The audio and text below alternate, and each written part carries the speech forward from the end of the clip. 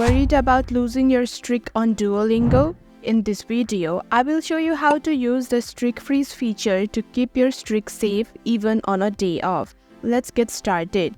First, open the Duolingo app on your device. Tap on the James icon at the top of your screen. In the shop, you will find various items. Look for streak freeze. It typically costs around 200 gems. As you can see, I have 2 streak freezes already equipped. Tap on streak freeze to purchase one.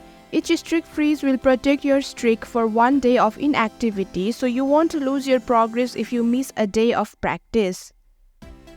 And that's it. You have successfully equipped a streak freeze on Duolingo. Now you can take a break without worrying about losing your hard-earned streak.